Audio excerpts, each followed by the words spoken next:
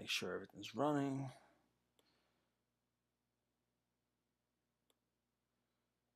Testing 1, 2. All right. All right, just in case. All right. Maybe dial it up a little bit. Dial it up. All right. All right, goes a little tricky sometimes because, reasons be damned. All right. Make sure y'all can hear me. Y'all can see me. Just want to make sure. All right, because not every day I get to do it like this. So, all right, my connection seems to be good. Why is my privacy? Oh, hold on, visibility. Hold on. There we go. Bingo. Now we're talking. All right. There we go. That way.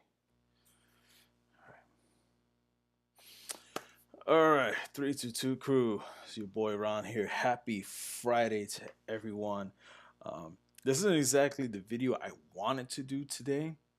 I could have done other things, but I felt like I believe last week I put up the video, regarding, post therapy and all. But for whatever reason, the importing of the video from my Twitch channel to YouTube got a little funky. So for example, if you try to click on my original video, it says 32 minutes and 7 seconds, but then when you click on it, it says 55 minutes. And then if you go past the 30-minute mark, all of a sudden the audio cuts out, and then me moving gets a little funny where things don't make sense. But if you were to go straight to my Twitch channel, which is listed up here, you'll see the video, in fact, is only 30 minutes, not 32, which means there was a discrepancy. So for that purpose alone, I figure, you know what? Take my time. It's been a long week. And try to reiterate everything that I spoke about, things I may have left out, things I probably didn't talk about in the video that I may have wanted to talk about. Okay. All right. And it was about post therapy, which is our topic today. So, as for those of you that have not followed or have not seen my mental health journey playlist, you can feel free to go ahead, check it out here on my page, here on YouTube. I got the whole playlist set. Basically going over like what I was going through, like of course my diagnosis with recurrent depressive disorder and anxiety, and also the processes that I was going through towards what got me to a point of seeking help, what got me to seeking therapy, what therapy was kind of like for me, and a little bit of what I got out of it. Well, I wouldn't say a little, because it honestly, I would say where I was before therapy versus after therapy is like night and day. Like I went from days of wishing where I could just drop dead to now where it's like I got ups, I got downs, but guess what? Life moves on. You move forward. You learn how to manage, learn to adapt, or perish. And learn to have a more realistic or a more optimistic mindset of the day to day.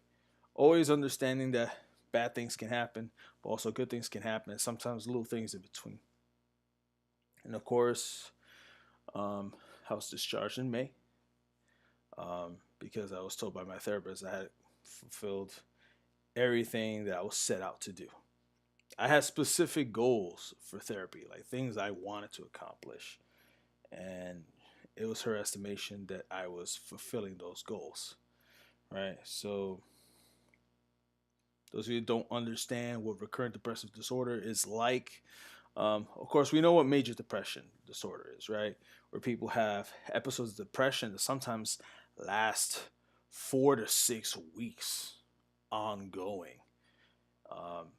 For whatever reason, sometimes they call it unipolar, whereas bipolar is the swing of mania and depression. Whereas unipolar is like, one mode. Now recurrent is different in the sense that, yeah, you got depression, right? But it's more of where you'll go months on end without a single thing triggering you, without a single thing setting you off to where you feel down. And then out of the blue, it could be just anything. It may be related to something that could trigger you mentally, whatever. And suddenly, that depression sets in. And usually, though, at least for me, lasts a few days, maybe a week at most. And then after that, I just move on. That's just how it is. Whereas anxiety, well, energies are up, very tense because of a lot of things that may be going on at once, or some things that just really try to chip at me. The depression part is something that I've managed to be a lot better in control than my anxiety. My anxiety, that's still a work in progress. Like, there are things that still get at me, but sometimes it's very easy for me to just move forward. And then there are times where it's like, I need to breathe. Like, I need to step away before I punch something. Preferably a pillow. You know, obviously, people that know me know I'll never even hurt a fly. You know, well, no, flies I'll hurt. Mosquitoes I'll obliterate. Bees and wasps, keep them away.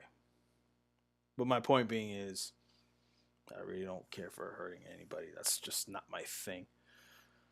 Um, yeah, when it comes to the depression part, I feel like I walked out having a better grasp of how to not let things like pull me under, because you don't want to be pulled under. Like, that's a very dark position in your mental alignment and spiritual alignment that can really mess with you to the point that it can be catastrophic at its worst and a complete hindrance at best.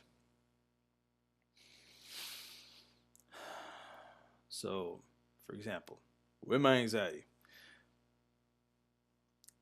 I live in Tampa, right? And those of you who don't know, Gasparilla is upon us this weekend. And in case you don't know who the master of ceremony is, it's the nature boy Ric Flair.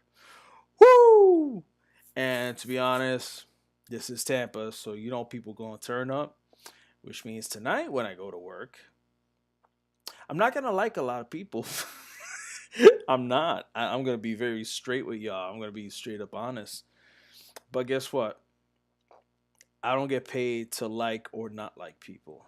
I get paid to, well, serve the people. That's my job. Customer service. You're there to serve the customers. Ain't about my ego. Ain't about how I feel. It's about taking care of what needs to be taken care of, because that's what I get paid for. I don't get paid to like or dislike people. I get paid to make sure I'm servicing them in whatever needs they have in our location. And there was a policy that I learned. This was long before therapy. This was actually when I used to work at a gym back in 2014 to 2017 ish. There was a concept of leave the key at the door. And the meaning behind that was, whatever baggage you got, whatever you're going through, check it at the door. When you come into work, you're here to work. Forget your problems, forget your issues, you're here to work. I apply it accordingly when I come to the workplace, because that's the only way I can really operate, and that's the best way to operate. I can feel whatever type of way I want, and trust me, my coworkers know sometimes I do want to spaz, scream, and explode. But guess what? That's not going to get me nowhere. So, I have to do with that anxiety. I have to bend it to my will. And let me tell you, that wasn't easy for me to do throughout my year and a half of almost 2 years of therapy. Like, that was not easy in any way, shape, or form, regardless if I was medicated or not. Also, understand a lot of the root of my anxiety was, of course, at times, admittedly, a people-pleasing problem that I had in the past. And when I mean past, I'm not talking about a year or two. We're talking like adolescence, all the way even into early and mid-adulthood. Because, You always want to make sure your mom and dad is happy, or else, that type of stuff. You know, growing pain crap that, us kids go through, when it comes to parents, especially if you grew up in a very conservative Christian environment where a lot of times it's that whole, serving others, forget about yourself, but not really finding that sweet spot where it's like, hey, there is a place for where you matter type of thing, and not just everyone else and not you type thing. Like, there's nothing wrong with putting yourself before others when it comes to helping the collective versus just the individual. But there comes a point where it's like, you're not going to be able to help others if you're not taking care of yourself. That isn't a theory. That isn't an opinion. This is just a proven fact over time, right? Um, Even when going through divorce parenting class, one of the things they teach you is you have to take care of yourself first. Otherwise, you cannot take care of your kid. That's why the self care of a parent is actually important. It doesn't mean that the kid's not a priority. It's just that you gotta make sure you're okay. So that way, when you engage the kid, things will be healthier. Things will be a little smoother. Nothing flashy there. Not rocket science. Um, there were some unanswered questions in therapy, and to be honest, no matter how much we chipped away at it, uh, we really couldn't find an answer. And I will say, I do not blame the therapist in any way, shape, or form. It's just one of those, like, we just couldn't find the answer because just because of how things were. So, for example, usually, um, if kids that usually have a bad relationship with their mom and dad and they're distant, the root of the emotional distance or disconnect lies within the troubling relationship dynamic between the child and the parent. For me, it was a little different, mainly because, looking back, I think of, like when I look back growing up, yeah, there were some moments where I wasn't too happy, but I also remember the good things that my parents did. I, you know, of course, we all wished our parents did better or knew better type thing. And I'm not saying that, they go scot free and, like, you know, they're off the hook or whatever type thing. But the point is, now that I'm a parent and I see the weight of the responsibility, I understand how hard it was for my parents. Although I will say it was even harder for them because they had so many other things at stake that I didn't entirely have. So, for example, I was born and raised in New York City. I was able to speak English and Spanish, no problem, especially English, right? Yeah, we grew up poor, and then eventually things got better. But the thing was, I already had a leg up towards where my parents did not. So, for example, my parents were born and raised in Puerto Rico. Spanish is the dominant thing. English was like an afterthought because over 80% of the island speaks Spanish.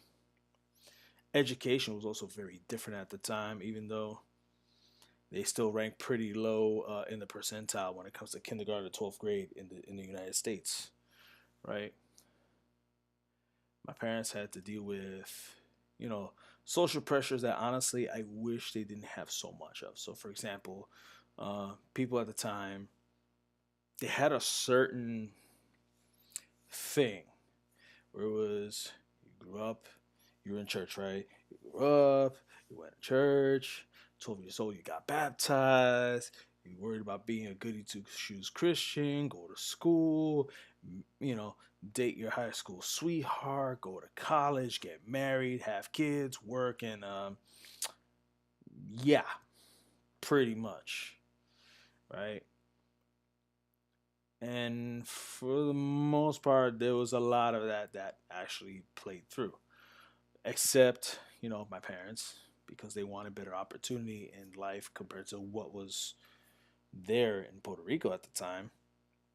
They initially went to New Jersey, and then New York City, especially in Brooklyn.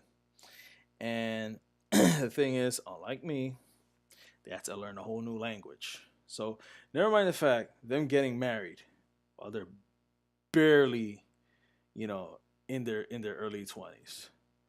But you're leaving the world you've always known. You're entering completely uncharted territory where you're barely familiar with anything. And if not for a family member from my dad's side, who knows where they would have been living at? Who knows? Because one, it was the '80s. Things were tough in New York City. So like, y'all hipsters got it lucky right now in Brooklyn. I'm just letting you know. You don't know difficulty compared to what it was in the '80s back then, and that was when I was barely even a fish, in my dad's, what. And so you have that. You have needing to learn English. All of you spoken Spanish. Learn English because otherwise you're gonna have a language barrier that's gonna get in the way of moving forward career wise in your job or wherever you went in New York or anywhere in the US. And I remember how tough that was for my parents because it was like having a caveman go from Unga Bunga to, you know, I know that might have been a stretch of an example, but honestly, it's the best one I can think of, right? Or, but you know what? I'll use another example, something more contemporary. So, like watching the show Vikings, right? So you got when Ragnar Lothbrok meets King Egbert, right? So King Egbert knows a little bit of how the Northmen speak, and usually he used Athelstan to translate because Athelstan, obviously a Saxon, but also knows how to speak, Norse. And again, through time, it was through Athelstan that Ragnar learned how to speak more of the Saxon language so that way they could understand each other. But again, you're a Northman. This is how you always spoke. This is the only way of communication you ever knew. But now you're pushed outside of your comfort zone and you have to learn a whole other language in order to expand yourself in all your conquests and everything you're trying to accomplish. Similar concept to my parents, right? That also learning how different American culture is from just being in the island of Puerto Rico. The way things are in Puerto Rico is very different from New York City. And probably I would like to say the more things change, the more they stay the same. I know it's a cliche, but it tends to always execute itself somehow in amazing fashion. So yeah, about that. And then when you're having me, I'm the firstborn, right? Learning how to parent and trust me, there is no one way to raise your kids. What will work for one kid is gonna play out completely different for another. So yeah, I had a lot of going into the unknown for my parents outside of what they've known and the education system, how education's like, how to register your kid, all the health stuff and this and that, and also working schedule that my dad had to do just so that he could provide, but then also so he could sleep and also be able to spend time with me. And then, of course, it got a little more convoluted and everything, when it comes to my siblings. And it is what it is. Some things is like it could have been better, but you know what, it could have also been a lot worse. Um, Even though, and then when I look back to my relationship with my parents, right, my mother, I never had any issues with her. Um, if she ever got a little funny with me, I had it coming. Like I did something that I shouldn't have been doing because she was trying to show me right from wrong on certain things, and I had to learn. Like, and my mom was very doting with me because again I was the first, so it's like this is the first kid. I don't know what to do. This is new to me. That type of thing. That thing that a lot of new parents experience, and that's anxiety because it's like, how do I raise this kid? How do I do this? And then learning that yeah, there's things you can do, but then you find out what could work for your kid may not work for the other kid next to you, or what worked for these other kids may not work for you. Every kid is like a snowflake. We're all different. So there was that. Now with my dad, it was a little different because For the most part, from what I remember, my relationship with him as a kid was okay. Yeah, he had a temper, and sometimes he kind of went a little over the wall. But I have seen far worse things down here when it comes to kids and parents. I assure you that. And out in the street, even back home in New York, I've seen some stuff where I'm like, I don't think that's what parents should be doing, but that's your problem, not mine. That type of thing. Um, I mean, me and my dad did, butt heads a little during my teenage years, but again, it was because my dad had a certain mindset. He had a certain way of understanding the world based on the things that he grew up with, right? And then there was everything I was seeing that may have been different from what he saw. And then back then, like every teenager or even young adult, we think we know everything.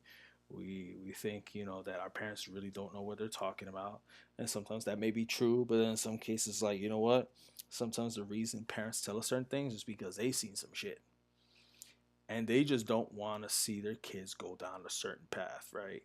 So, for example, my dad, a lot of high school friends of his, some of them are alive, but some of them are in jail. Some of them are dead. Some of them are not in a good place in their head or in life because of having bad company. The problem is, of course, my dad was always in a Christian bubble. So that's all he knew.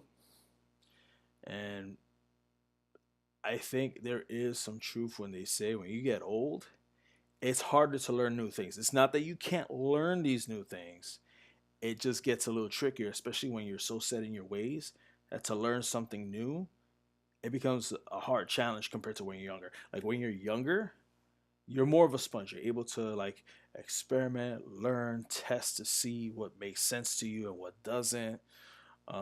Whereas when you're older, it's like this is how I've always known my way of life, and now you're telling me I have to do something completely different. Think about it this way: it's kind of like a coal miner.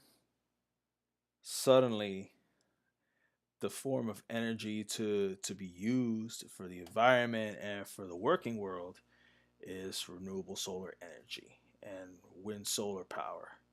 And guess what? His whole life he's been a coal miner to try and extract energy for our surroundings. Now he has to learn a new skill to provide the same kind of service, except that instead of running in mines digging for coal, you're trying to learn renewable energy in the form of wind and solar power.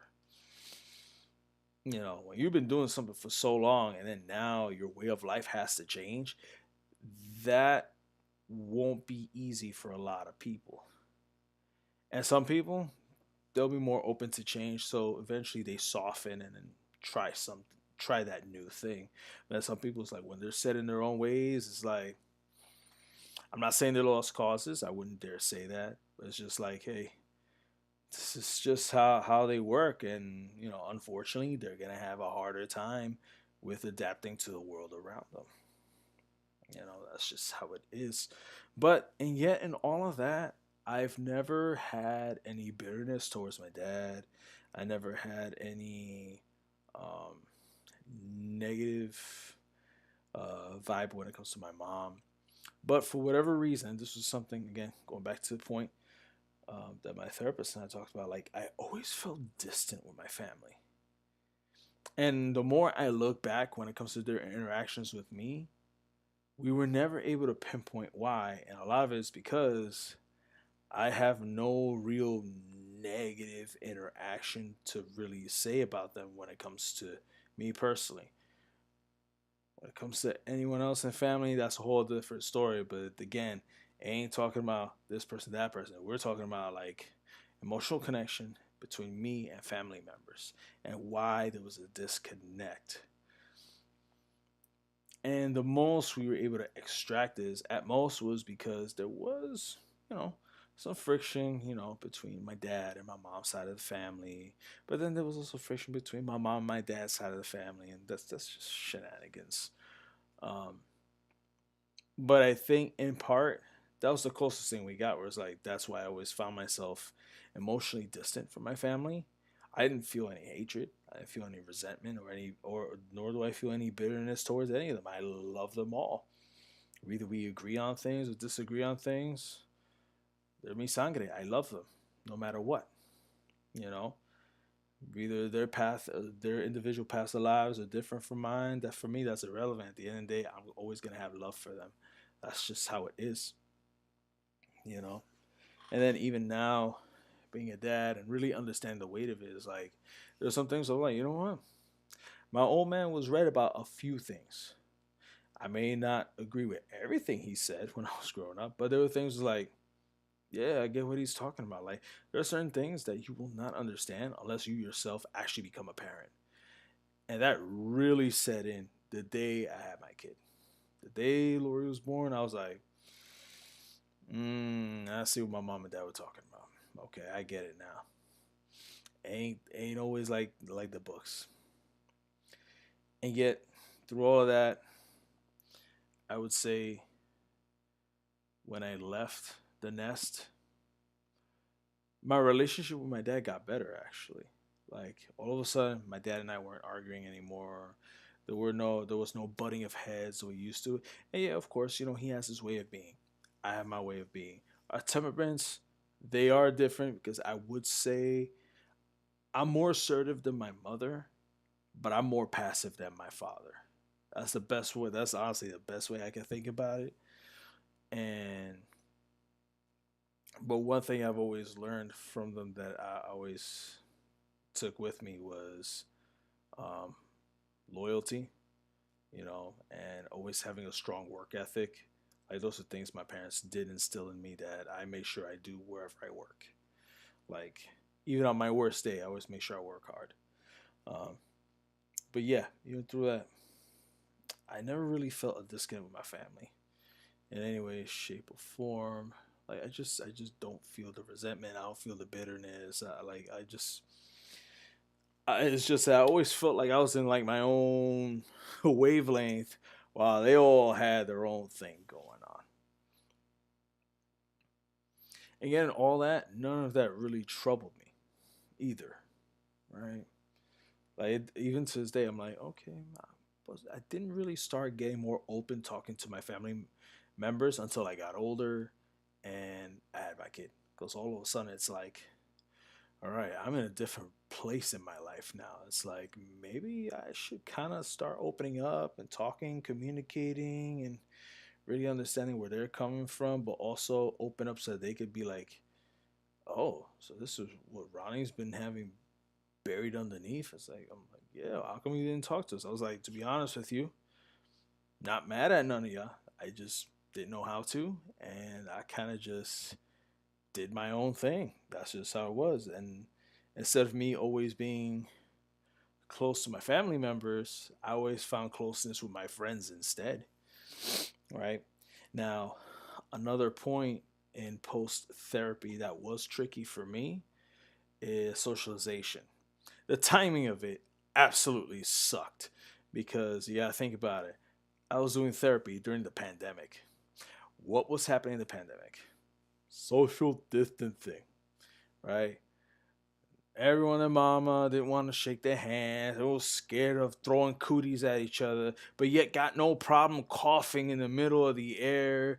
And then some people have variations of coughing with their mouth open, either their tongue out like that, like they're Michael Jordan, or doing the whole, doing the little taki fuego shape going on, which I don't understand. Like, how hard is it to cough inside your shirt or inside your elbow and then go wash your hands? But because of the pandemic and all that stuff, when it came to socially reintegrating, that has been the tough part. A lot of it because getting out of the pandemic and everything, I noticed that people are more socially isolated. And then I will dare say, this has become a problem. Don't get me wrong, there are good things about having a phone. Make no mistake. I'm not going to sit here and be like, having a phone is bad, right? Just double checking right now. Do forgive me. But the point being, right? And I had actually a very important conversation with a friend of mine here in Tampa. People have gotten so comfortable hiding behind their phones that when it comes to actually socializing with human beings in proximity, it's like, the hell you doing?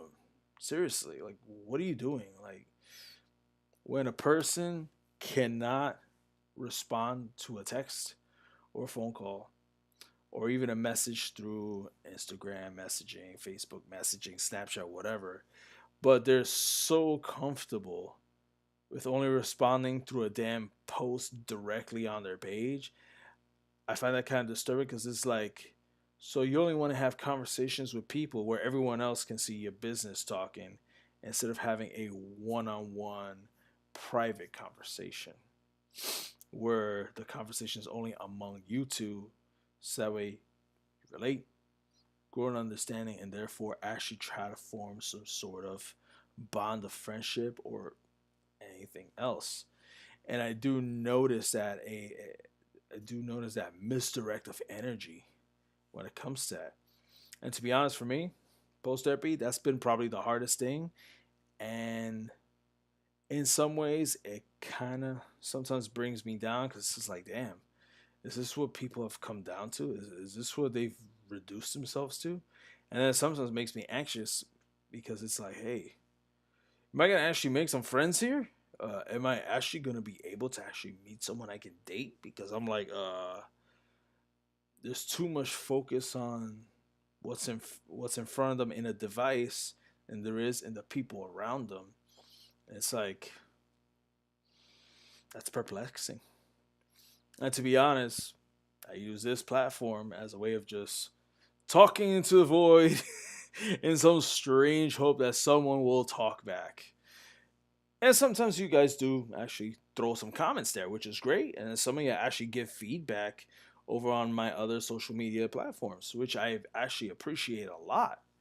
Um, but again, it was just a lot of moments that were like very jarring to me, very surprising to me, where it's like, I'm like, okay, I'm reintegrating in society. Like, granted, I've already been working in public. I never worked at home. I never did. But when it came to a social life, I don't count work as a social life, and the reason being is because I'm just working. I tend to separate the two. Like, there's working, and then there's going out with friends, hanging out, going out on dates if there's any. That I always separate those two because you never want to mix that with work, right? When you're on the clock, you're working. When you're off the clock, you do whatever you want, right? As long as you're not hurting nobody, as long as you're doing what is productive and good for yourself as well as those around you. And really, that was that. With that, one thing also that I still execute to this day, sometimes to slow down, is when I feel a certain way, whether it's angry, sad, anxious, surprised. When I actually have the time, I actually sit down with my emotions. And I'm not saying dwelling in them and have them eat me alive, but rather actually like saying, hey, why am I feeling this way? What got me here? Does it make sense? Um, because acknowledging the feelings you feel at the moment and why is a good thing, right? Because if you leave it go unacknowledged and unresolved, that stuff can fester and actually really poison you. One thing that I also end up learning post therapy is learning to not hang on to the past. Like, we all have gone through things that either may have been traumatic or things that, where it's like, damn, man, I wish that didn't happen to me. Or I'm like, that's just wrong. And sometimes you may feel bitterness or resentment. I've learned to let go of those negative feelings, not because they don't matter, but rather it's because of the fact that those exact feelings can actually eat you alive as a human being and can actually be detrimental to your emotional and mental well-being altogether. Like, if you sit what's been done to you in the past for too long, instead of seeing what you can learn from it or see how you can move forward from it, I got news for you. You're gonna be in trouble, and not as in other people. Well, you'll be in trouble in the sense that like you're just gonna be the very thing that gets in your way from moving forward in life. Um, I learned to not point fingers or to blame anyone for why I have been where I'm at. We can always go back and be like, yeah, well, they didn't teach me this, or they didn't do this for me, or they didn't let me do this. And I get all that.